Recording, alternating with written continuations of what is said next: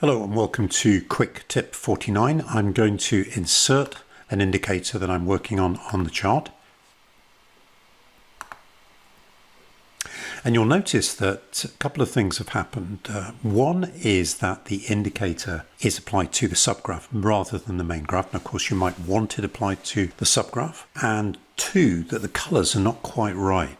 So one thing we could do is grab this indicator and just move it up to the chart above. What I'm going to do though is just go Format, Analysis Techniques, and I'm just going to change a few things. Now obviously this quick tip is really for those who are just starting out with TradeStation.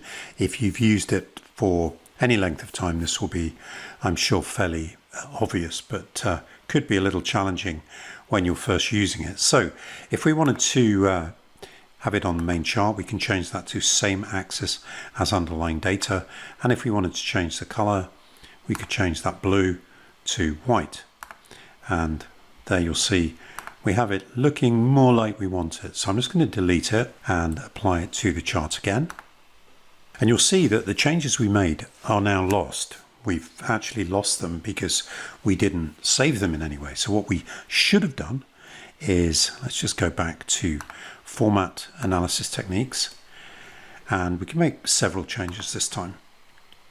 We'll fix that color because that's not really good for blue. But what I'm going to do is I'm going to click this default button, and then when it says, do you want to change the default color chart color settings for blah blah blah, this will affect studies inserted in this Quicktip 49 studies inserted in the future, and I'm going to say yes to that. Now we also want to set up the scaling, and we don't want it on the subgraph in this instance.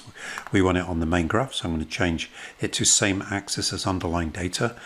Also going to click the default and the yes. And then just to make it a little easier to see, I'm going to change the thickness of the two lines, and I'm going to set those also to default and yes. I'm going to say OK. So we'll see that looking like we want it, or I want it to look. So I'm going to delete it one more time, and I'm going to insert the Quicktip to the chart, or onto the chart. And what we will see now is it is applied in the way that it was last appeared on the chart, because we set those default buttons. Now another thing that we could have done is we could go to Format, Analysis Techniques, and edit Easy Language,